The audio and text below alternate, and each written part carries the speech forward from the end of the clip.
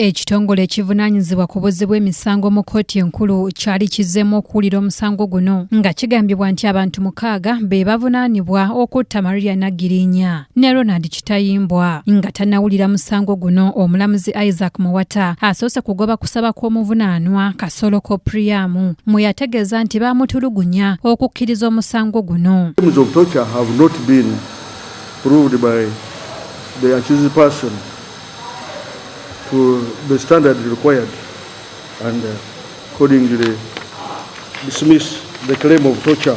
Omujulizi namba 15 Detective ASP Winfred Nakatudde asomye statement ku muvunaanwa omukulu Kasolo Kopiriyamu ng'ono yakkiriza okuzza omusango guno. Amba nti waliwo omukyala avuga emmotoka ya kika kya Special atambula ne ssente eziri wakati wa $5,000,000 buli lunaku. Netegereza emmotoka n'enkizuula nga yalimu abantu 2 okwali omukyala n'omwami. Nze natuula mu mmotoka ku steering n'entandika okuvuga. Nakatudde asomye statement eno mu lulimi Oluganda n'Olungereza ng'eraga nga ddiiru abavunaanwa bano bwe bagikolera mu kkomera Luzira mu mwaka gwa 2013 nga bali wamu ne Teo Ndereyawo wamu ne Yona Kabonge abaali abasibe mu kiseera ekyo. Mu kiwandiiko kino Kasolo agambibwa okuba nti ddiiru eno yagirimu n'abantu abasoba mu 10 okwali ne bavunaanwa banne okuli Katerega Sadaati, Lubega Johnson ne Mpanga Sharifu. Rasta yagenda ku mobile money okujjayo sente. Rasta yagamba nti yaggyeyo $20,000 ku ssimu y'omukyala. Era n'agamba nti essimu y'omwami pini yaayo yali nfu.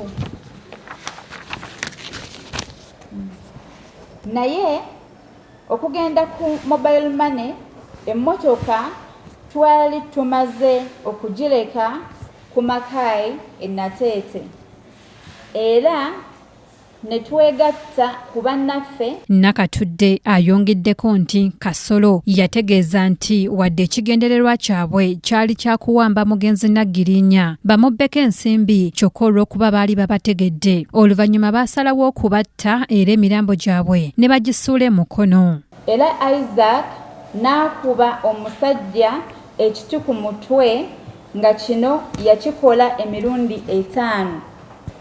Naggulawo bbuutu era nga twasangayo Jack.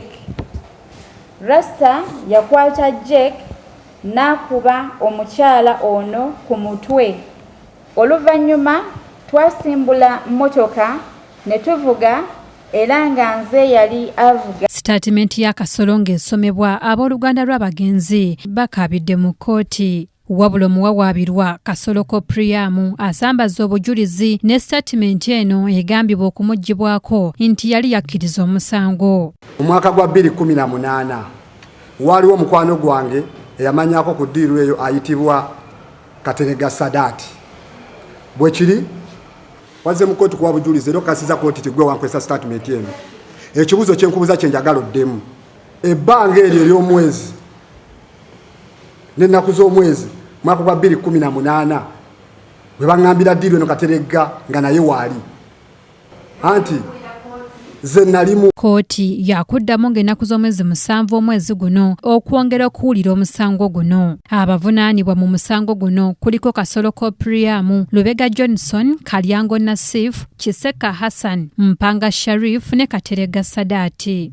Maria Nagirinya ne Ronald Kitayembwa battibwa ng'ennaku z'omwezi 28 omwezi ogw'omunaana omwaka 2019 mu Lungujja Nabisasiro Zone mu Lubaga Division mu district y'e Wakiso. Omulangira Junju Moses yakusakidde eggulire lino ku KTV amalindirire.